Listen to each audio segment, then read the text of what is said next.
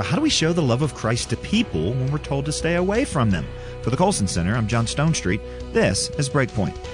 And we aren't the first Christ followers to face times of plague and pestilence. History tells of several devastating pandemics that swept Europe during the early days of Christianity. And in all of them, Christ followers distinguished themselves by countercultural responses.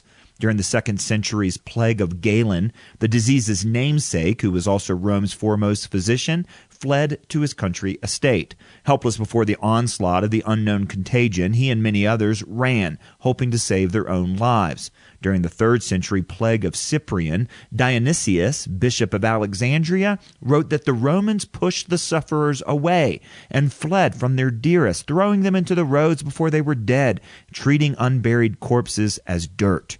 Christians, however, behave differently. As sociologist Rodney Stark famously put it, they ran into the plague.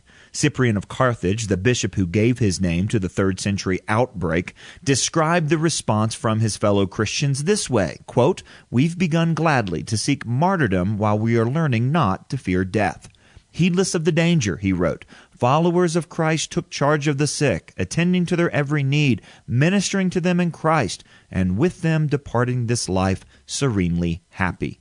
Though their deaths seem pointless to many Christians, Stark argues in the book The Triumph of Christianity that Christians may very well have decreased the death toll by administering basic nursing care to those who were strong enough to recover. Their work, in many ways, was analogous to modern health care.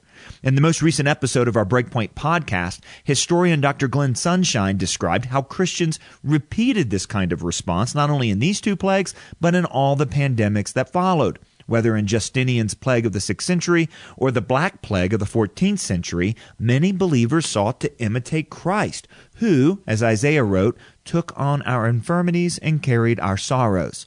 Dr. Sunshine even notes that during the Black Plague, clergy died at a higher rate than the general population, unwilling to forsake parishioners who had fallen sick. Now, it's clear how our Christian forebears dealt with the plagues of their cultural moment. What's not as clear is how Christians today should run into the plague in our cultural moment, one with a dramatically increased knowledge of viruses and pandemics and how to handle them, which includes knowing how the spread of coronavirus can be dramatically slowed by social distancing. The sort of care that only Christians offered personally in the past is now widely available. And by minimizing the risk to particularly vulnerable members of our churches and community, we can ensure that these systems that provide this care are not overwhelmed. The love of neighbor in this cultural moment, given the incredible knowledge and resources that we now have, which are gifts of God, will look a bit different. In the podcast, Dr. Sunshine pointed to a letter by Martin Luther to help us reconcile this dilemma of loving neighbor while being wise. Addressing the question of whether one may flee from a deadly plague, the reformer argued that all of us have the responsibility of warding off this poison to the best of our ability, because God has gifted humans with their bodies, and so too He has gifted the medicines of the earth. Our duties to our neighbors, congregations, and if we're in healthcare positions, our patients, are best fulfilled in ways consistent with expert medical advice. In other words, our principles need not change in order to still love and serve our neighbors, though our behavior will.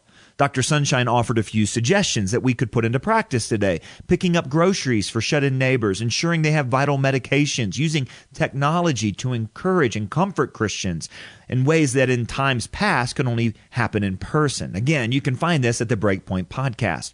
And then on Wednesday, our podcast is going to feature a Christian who is creatively running into the plague in Colorado Springs, where I live right now. It's an amazing story. Come to breakpoint.org to find the podcast, or subscribe to the Breakpoint podcast on iTunes or whatever service you use. And while you're at breakpoint.org, be sure to sign up for a very special webinar that I'll be hosting next week with Ed Stetzer. He's going to tell us how Christians today are loving their neighbors in the midst of the coronavirus. Again, that's breakpoint.org. For Breakpoint, I'm John Stonestreet.